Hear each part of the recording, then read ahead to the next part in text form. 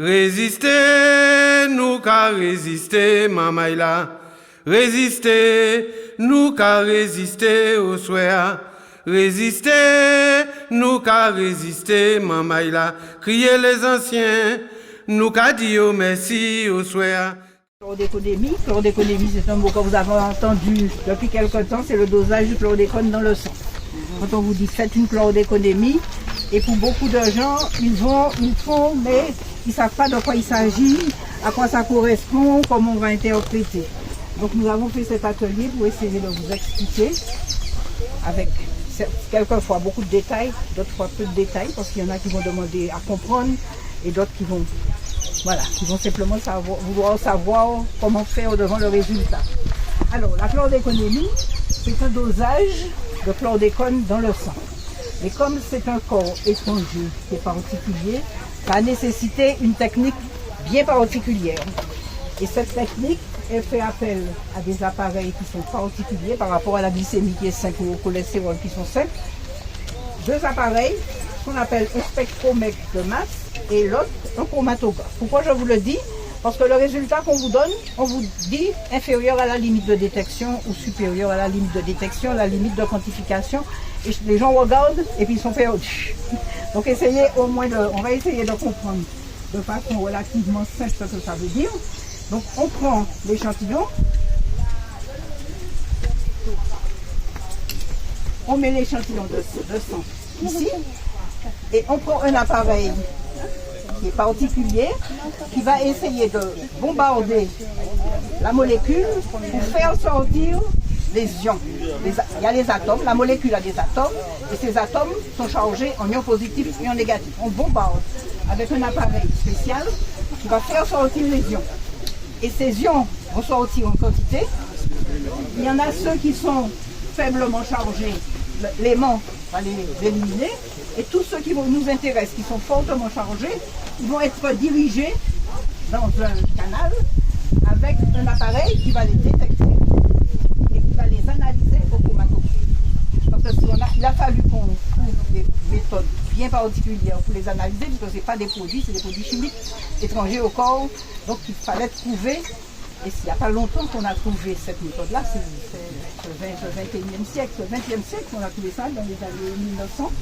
C'est un Anglais qui a trouvé cette méthode qui permet pour un certain nombre de molécules de détecter. Alors on compare la quantité d'ions qu'il y a dans la molécule à la masse. Et c'est le rapport entre le nombre d'ions et la masse qui caractérise cette molécule-là, qui va caractériser le DDT, qui va caractériser le LINDAL. Et au bout des deux analyses, on va vous dire celui-là, son profil, c'est chlordécone, l'autre c'est DDT, l'autre c'est LINDAL. On fait le rapport entre la masse et puis on bombarde la quantité d'ions qui ressortent là. Et cette quantité d'ions qui ressort, il y a un appareil qui va l'analyser sous forme de signal. Et c'est ça qu'on appelle la détection. Si on doit prendre une comparaison, il y a des bruits. À un moment, vous n'entendez pas du tout le bruit, mais il y a peut-être un moment où vous vous dites si j'entends. C'est la limite de détection. Alors un chien par exemple va détecter un bruit très très lointain et très faible. Et notre oreille va détecter un bruit moins fort. C'est la détection. Hein?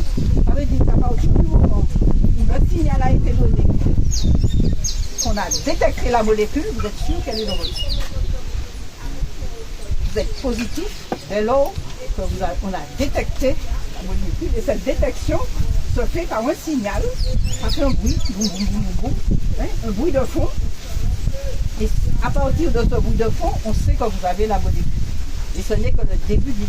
Quand vous entendez un bruit, vous dites, au loin, on dirait qu'il y a un avion. Et puis plus il se rapproche, plus vous êtes capable de dire, effectivement, c'est un avion, c'est pas une voiture, c'est pas un camion, etc. Et quand vous allez pouvoir analyser ce bruit-là, vous êtes à la quantification. C'est-à-dire au début, vous vous dites, tiens, il y a un bruit. Petit à petit, vous l'analysez et vous arrivez à le quantifier. En général, on dit qu'il y a à peu près entre la limite de détection et de quantification, il faut 3 fois plus de volume que voilà, le rapport est de multiplier en général par 3. Donc quand on donne les résultats d'examen, il faut regarder la limite de détection, on vous le donne toujours avec ça. Et la limite de quantification. Pourquoi c'est important? Parce que chaque appareil a sa limite de détection. S'il est très puissant, il va détecter de tout petits bruits, hein, comme les chiens, il va détecter les bruits de très au loin.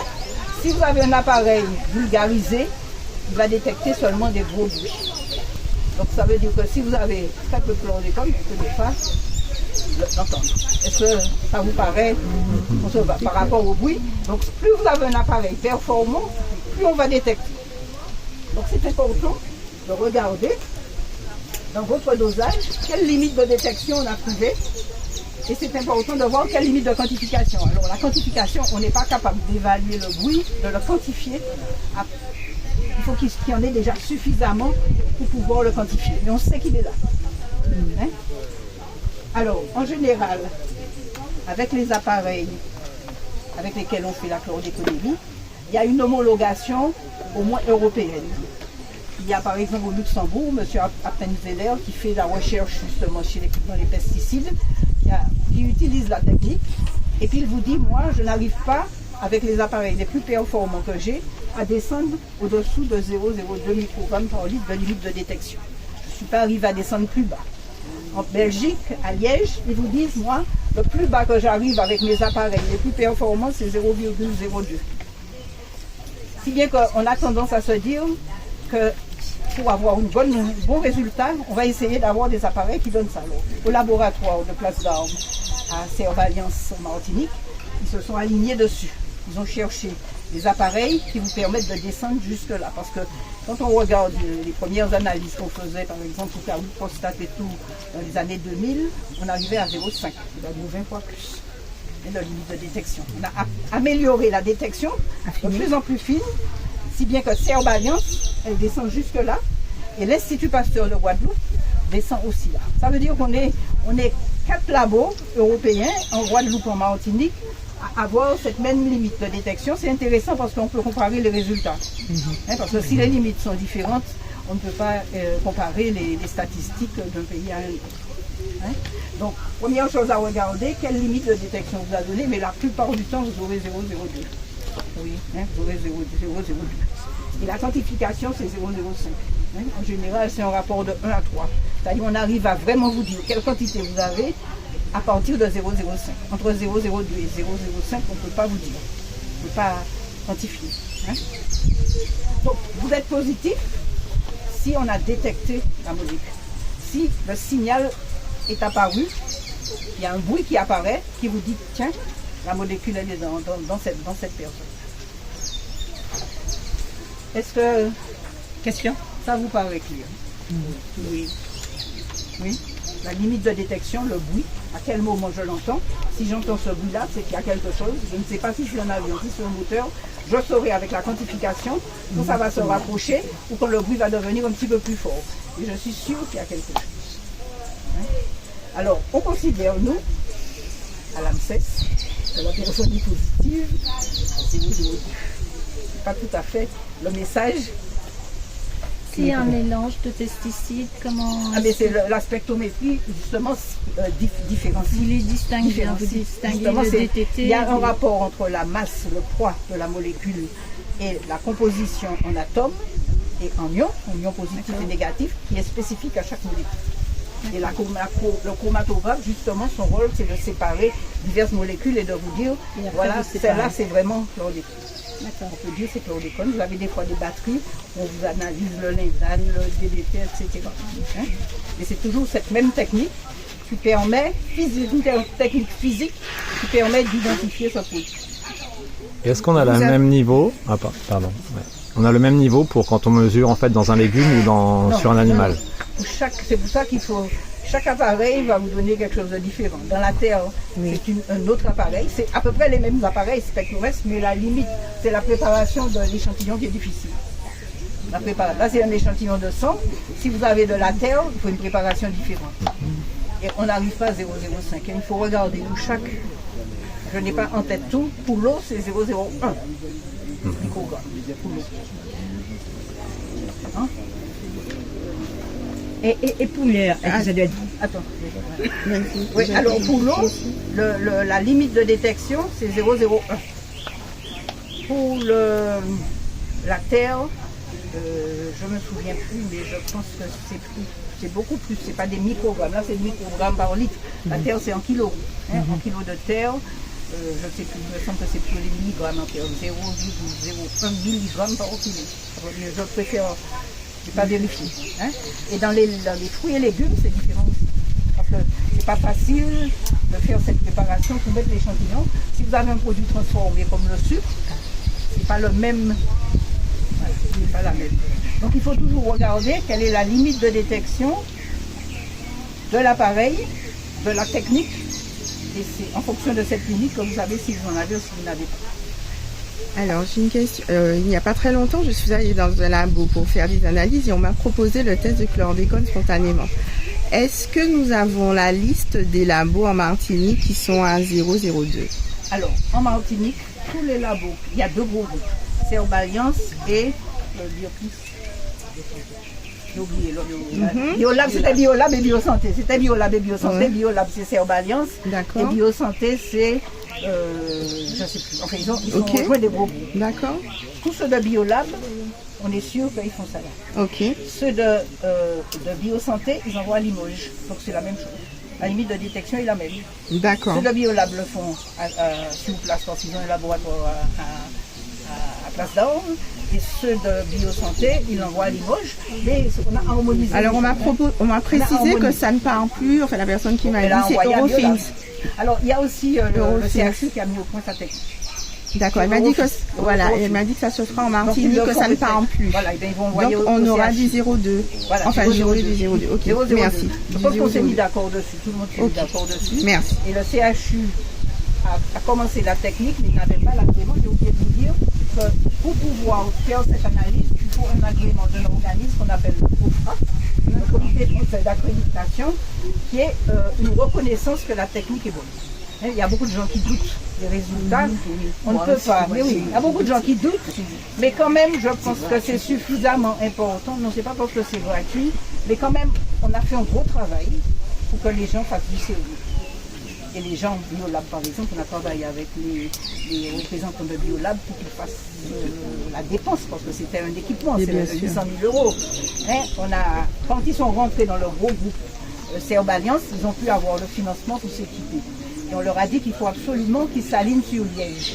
Pourquoi Liège? Parce que toutes les études qui sont faites en Guadeloupe et tout, ont comme limite de détection Liège. Donc si on veut se positionner par rapport aux résultats des analyses, il faut avoir les mêmes techniques. Donc l'Institut de Guadeloupe, l'Institut Pasteur, régulièrement ils font des échanges d'échantillons pour voir si on est toujours OK dans la technique avec Liège et la Martinique également. Donc globalement on peut se dire que ceux qui font les dosages en Martinique, en Guadeloupe, sont harmonisés. Et le CHU qui était en train de mettre au point la technique, lui aussi il faut qu'il ait l'accréditation COFRA. D'ailleurs, quand on vous donne les résultats, vous voyez l'accréditation COFRA. Si on fait des examens à Biolab, c'est que vous n'en avez pas. oui, mais le labo Ils descendent à 002. Biolab, ils ont mis au point leur technique 002. Parce que pour avoir l'accréditation, il faut faire un certain nombre d'examens, les envoyer en contrôle à ce laboratoire de référence qui vous disent banco, votre technique, vous n'avez pas l'accréditation avant un an. C'est pas dès que vous avez commencé à faire qu'on vous donne l'accréditation. Il faut qu'on soit sûr que votre technique elle est correcte. Excusez-moi, est-ce qu'on sait si le chlordécone peut quand même avoir des effets significatifs sur la santé en dessous de 0,02 microgrammes par litre? Pour l'instant, on ne sait pas, puisque tous ceux qui ont fait des recherches sont descendus là. Ils peuvent pas dire, ils vous disent c'est positif, alors aussi le 0,02. Maintenant, si peut-être que dans 20 ans, quelqu'un va mettre un appareil ultra performant et puis on va nous dire on descend à 0,01. Et donc entre 0,01, le tout c'est de savoir si vous avez ou si vous n'avez pas. Ceci pour vous expliquer que jamais on va vous dire que c'est 0 chlordécone. On ne pourra jamais vous dire 0. Ah ouais. C'est inférieur à la limite de détection. C'est-à-dire avec mon appareil, je ne descends pas plus bas. Vous avez sur mon appareil je trouve ou sur mon appareil je ne trouve pas. Et on ne peut pas vous dire que c'est 0 pour ce type d'analyse. On ne peut pas vous dire que c'est 0. Et il y a combien de 0 après la virgule? Comment? Combien de 0 après la virgule? 0,02. 0,02. 2 centièmes. 2 centièmes de microgramme par litre. Mais ça c'est pour l'humain. Le sang. Mais en ce qui concerne les fruits et légumes. Et c'est ce que je vous disais, je n'ai pas regardé les limites de détection Dans les fruits et légumes, je sais que pour nous, c'est 0,01. Pareil, microgrammes par litre. Mais les fruits et la terre, c'est par kilo. Donc c'est des microgrammes par kilo, pas par litre. Et Donc on peut toujours absorber. Non, mais il faut chercher la limite de détection. Avant de regarder le résultat qu'on vous donne, vous regardez à combien l'appareil descend. C'est toujours pareil. Vous avez envoyé à votre terre à analyser. On vous donne le résultat, on doit vous dire la limite de détection toujours. On se connaît. Et voilà. Et la limite de détection, c'est tant. Donc mon analyse, c'est tant par rapport à la limite de détection. Pose une question. Si on a quelqu'un qui a beaucoup de chlordécone dans le sang. On va regarder ça quand c'est suivant. Je voulais que vous compreniez qu'on ne peut pas vous dire 0, parce que les gens vous disent je veux 0, 0, 0. On ne peut pas vous dire 0, mais il faut toujours regarder la limite de détection. Et quand on vous donne le résultat, on doit vous dire limite de détection, limite de quantification. À partir de ce taux-là, je peux mesurer combien vous avez. En dessous, je ne peux pas mesurer. Et vous vous positionnez par rapport à la limite de détection. Et Ah mais oui, mais bon, on va répondre aux questions quand même. Oui. j'ai fait analyser le sol chez moi. Et, Non, le sol.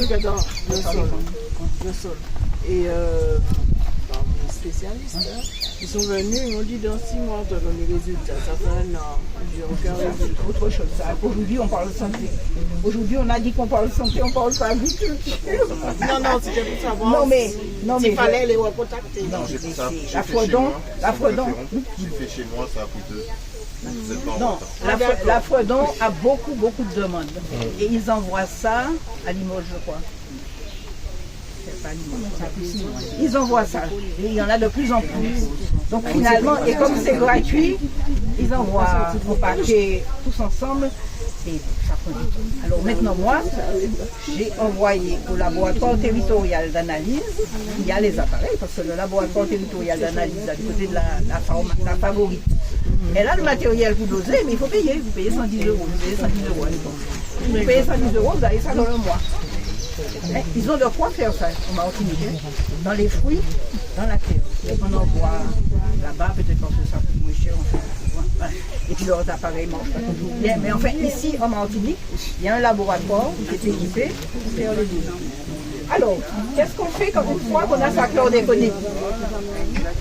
Une fois que vous avez votre résultat, c'est là que c'est particulier à comprendre.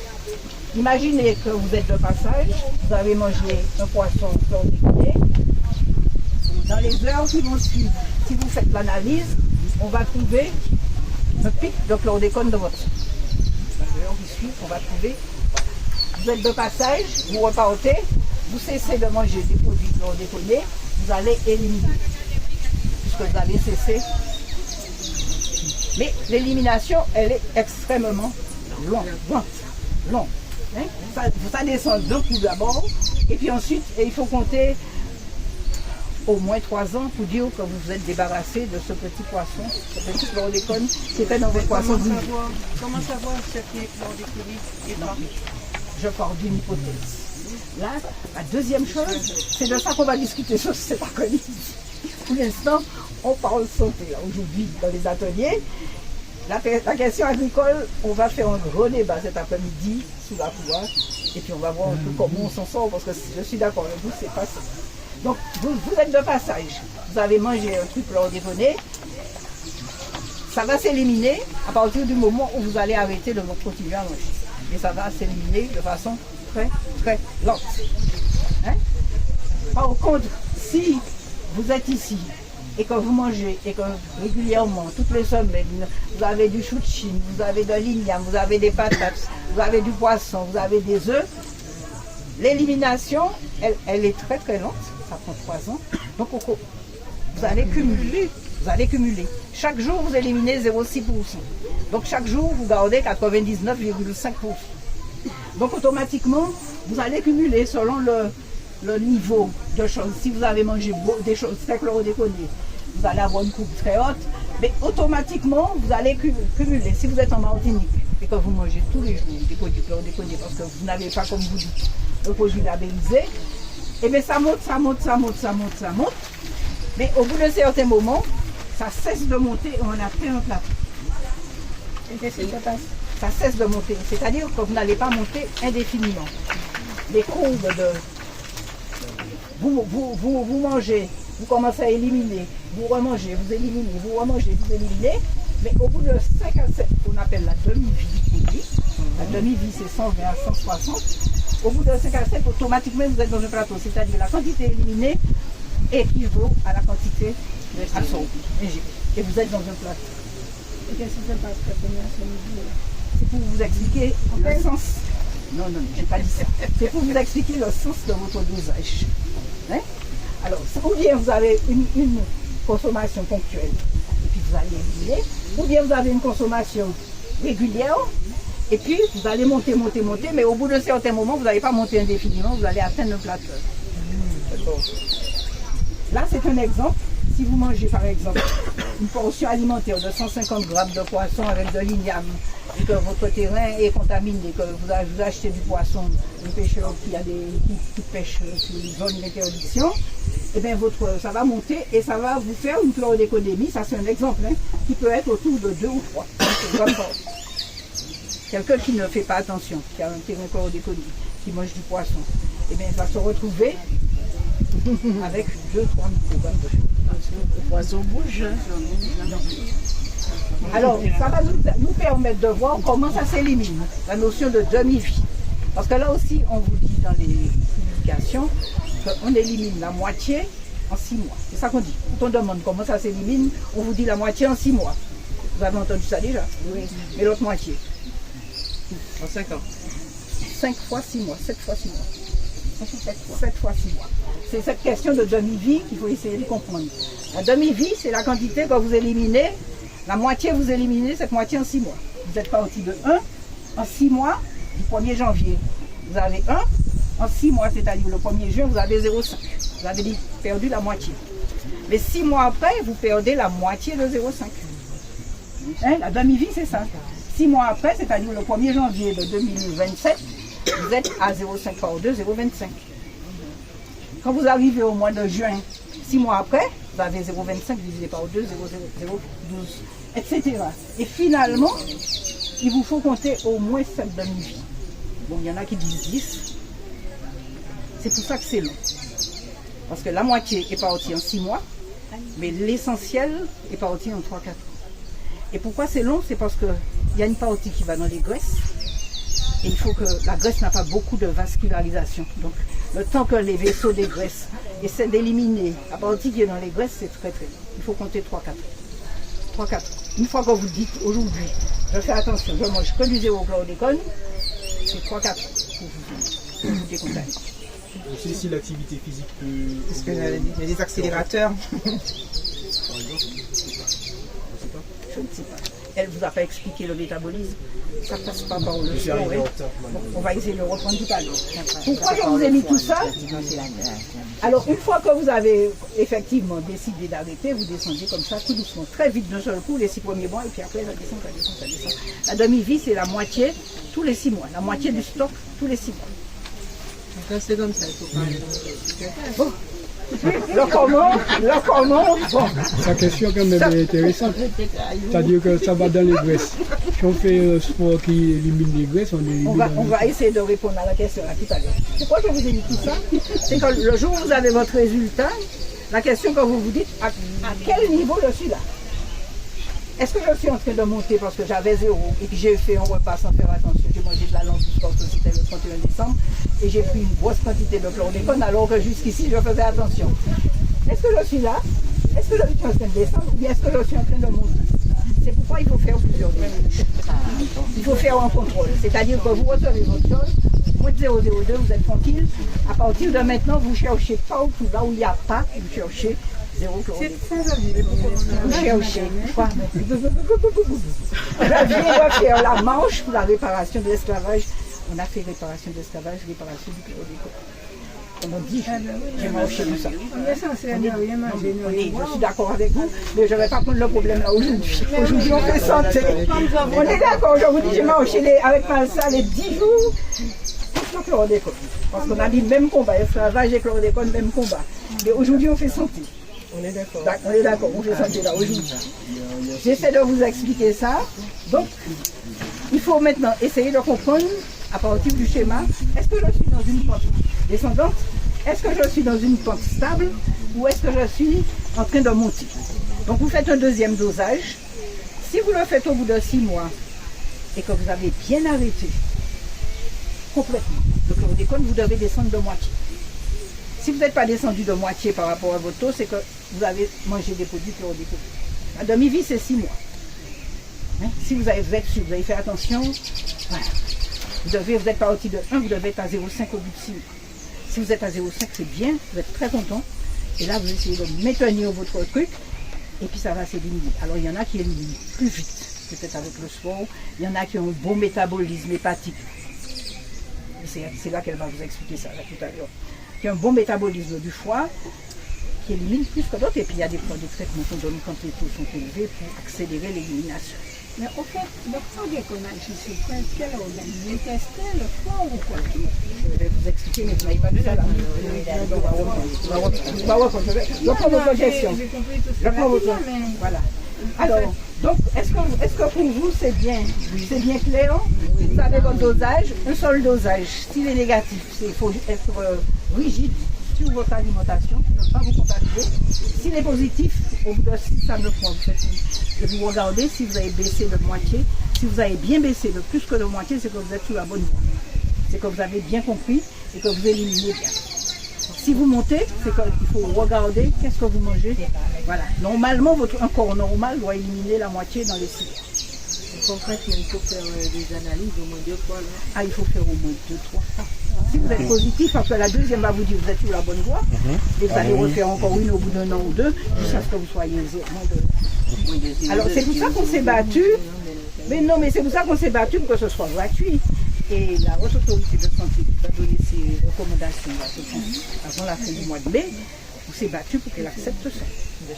Pour qu'elle puisse dire aux autorités sanitaires qu'il faut qu'on rembourse autant de fois que c'est nécessaire à chlordécone.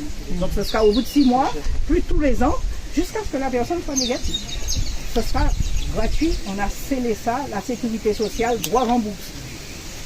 Parce qu'avant, on vous disait, fin du plan chlordécone 4, 2027, on arrête la fuite. Non, c'est une lutte difficile. On s'est battu pour réclamer ça. Donc aujourd'hui, chacun qui veut gérer sa chlordéconémie, il fait les tests autant de fois qu'il veut, et puis il gère jusqu'à ce qu'il arrive à 0,02. Et à partir de ce moment-là, il repère ceux qui vendent des zéro-chlordécone, il fait son circuit d'approvisionnement. Il fait son circuit d'approvisionnement. Et puis ça range pour ne plus être contaminé. Non, mais on est en train de se battre aussi sur le plan agricole. Hein. Il faut se battre pour la pêche, il faut se battre. C'est 2 combats différents. C'est 2 combats différents.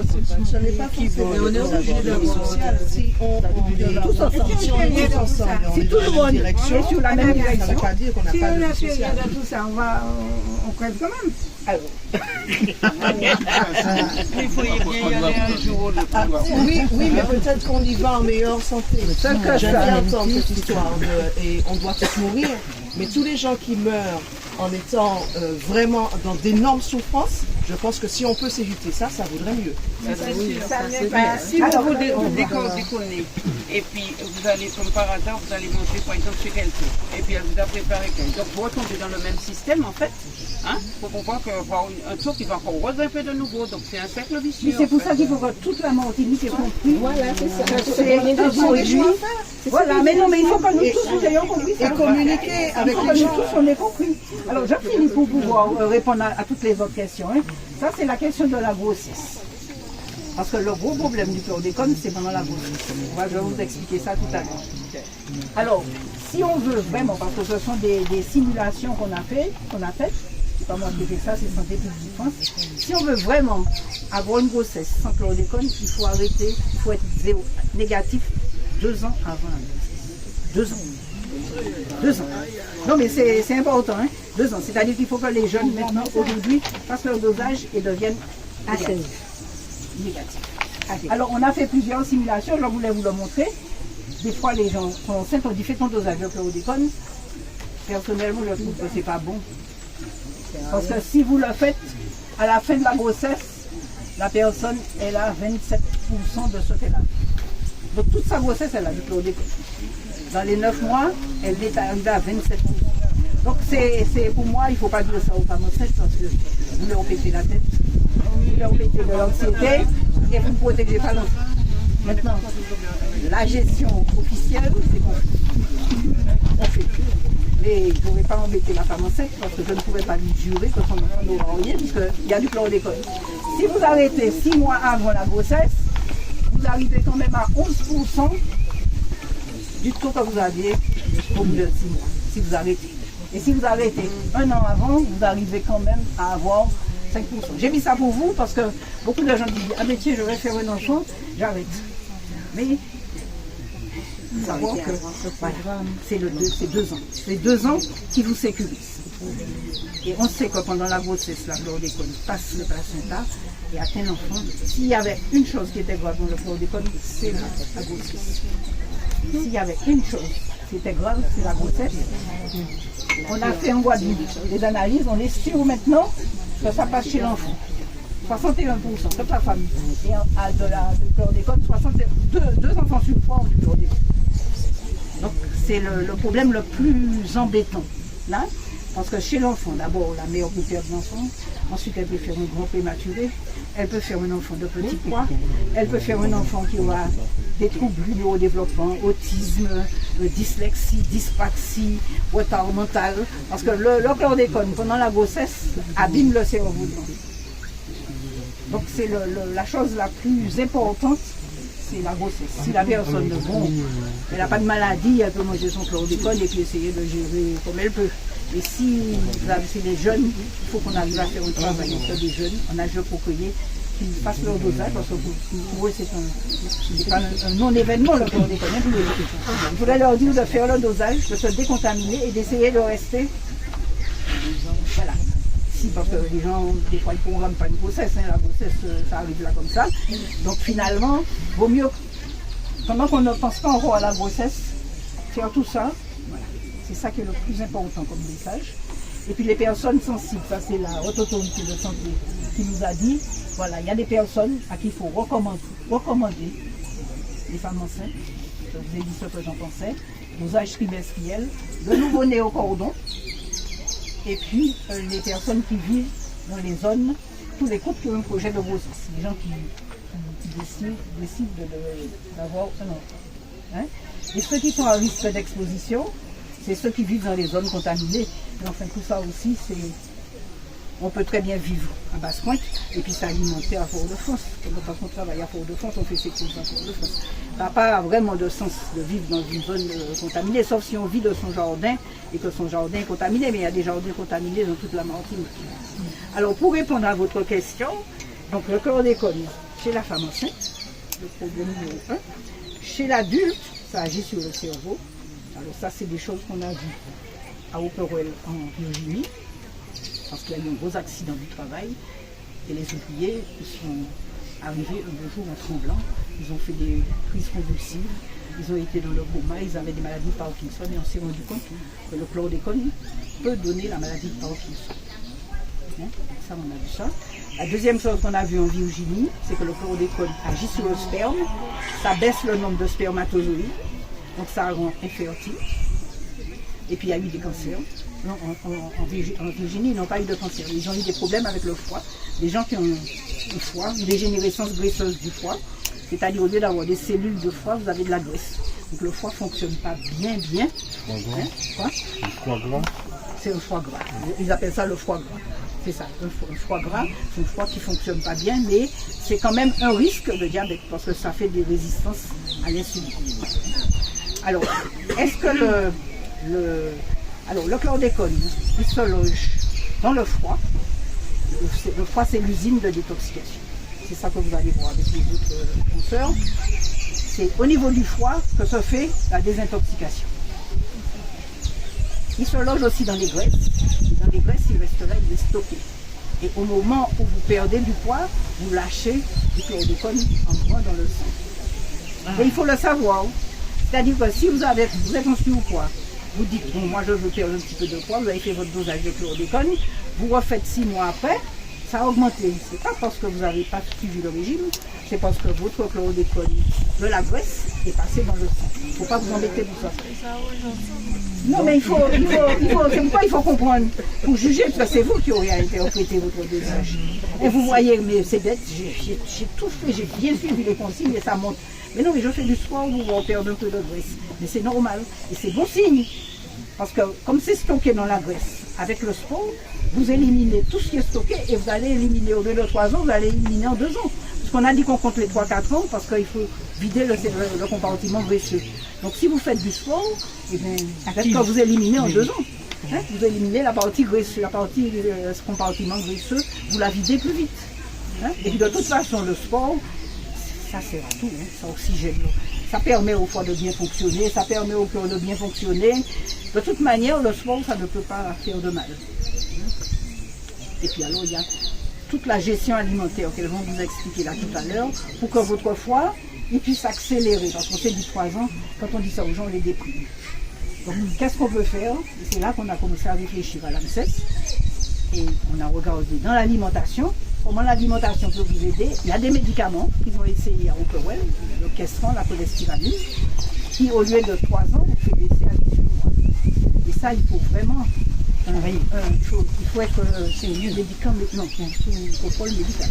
Hein, voilà, il faut bien suivre la carence en vitamine K, etc. Hein, sous contrôle médical, il y a des gens où la personne elle a 25 ans, elle veut faire un enfant, on ne va pas lui dire attendez 3 ans. Donc si on peut la mettre sous question pour accélérer les choses et puis lui dire bon, vous allez attendre 18 mois, 7 mois, c'est déjà mieux. Hein? Donc il y a des situations où, mais ça suppose qu'on dose ces vitamines, elles ne perdent pas en même temps que le chlordécone, qu'elles ne perdent pas de la vitamine K, de la vitamine A, la vitamine D. Donc ça suppose un suivi médical. C'est pourquoi on n'en parle pas trop, parce que c'est pas que la personne ne peut pas aller acheter ça en pharmacie. Le Questran, c'est un vieux médicament. Non, mais c'est un vieux médicament qu'on a utilisé. On utilisait ça chez les bébés. Hein? Quand ils avaient des jaunisses, des malformations et des jaunisses, on leur donnait le Questran. C'est pas un médicament dangereux. Mais c'est un médicament qu'on donne dans certaines maladies sous surveillance médicale. Donc s'il y a une urgence quelconque, surtout une grossesse ou bien quelqu'un qui a une maladie de Parkinson grave, qui veut se décontaminer vite parce que, voilà, pour ne pas devenir grabataire, on peut la mettre sous Questran pour éliminer le chlordécone rapidement. Donc il y a des situations où on va l'utiliser sous contrôle médical. Et là, on diminue de moitié. Et puis vous avez des choses comme la chlorella, hein, qui est une espèce d'algue. On a vu aussi que la chlorella, comme elle est pleine de chlorophylle, elle favorise l'élimination, le pour-pied. Et tout ça, Madame le Dr Owen, on va vous expliquer ça tout à l'heure. Donc on a essayé quand même, c'est pour ça qu'on a fait cette réunion, de voir comment on peut donner de l'espoir aux gens, de ne pas les lâcher là comme ça avec un résultat, leur dire mais non, là, on essaie de faire en sorte que vous vous débarrassiez au plus tôt du chlordécone. Oui, voilà, le chronomètre m'a dit que j'ai passé mon temps. Alors je disais, donc les derniers signes de la chlordécone, la thyroïde, ça abîme la thyroïde, surtout les petites doses de chlordécone, ça donne des stérilités féminines, stérilités masculines, le cancer de la prostate, vous avez entendu parler de ça en long et en large, et puis, et bien voilà, et bien on a fait le tour. On a fait le tour. Merci. Voilà. Merci. Et merci, docteur Jos Médal. Alors, ou bien vous faites le grand tour, ou bien vous descendez là doucement, oui. Et puis vous allez au... Voilà. Merci, merci. Ça va là. Faites le grand tour avec le bâton. Résistez, nous qu'à résister, mamaïla. Résistez, nous qu'à résister au soir. Résistez, nous qu'à résister, mamaïla. Criez les anciens, nous qu'à dire merci au soir.